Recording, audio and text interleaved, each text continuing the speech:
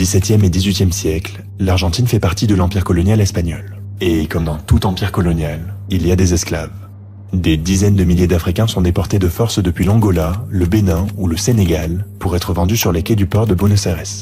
À l'époque, cette ville n'a rien du centre culturel qu'elle deviendra. C'est un avant-poste commercial, un carrefour où se croisent contrebande, vaches, cuir et êtres humains.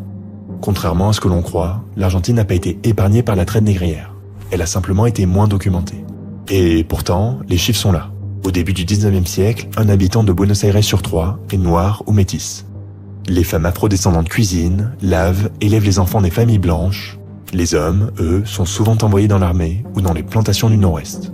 Mais les Noirs ne sont pas qu'une force de travail. Ils forment une véritable communauté avec leurs traditions, leur langue, leurs rituels, leur musique. Ils ont leur église, leur confrérie religieuse, leurs propres fêtes. Et cette présence influence profondément la culture argentine. En d'autres termes, les Noirs ne sont pas une note de bas de page de l'histoire argentine. Ils en sont un chapitre à part entière. Mais ce chapitre, à peine écrit, va être effacé. Au 19e siècle, l'Argentine entre dans une nouvelle ère. Elle lutte pour son indépendance, construit son armée, trace les contours de la nation. Mais cette construction ne se fait pas pour tout le monde. Au contraire, elle se fait au détriment de certains. Et les premiers à en faire les frais sont les populations noires.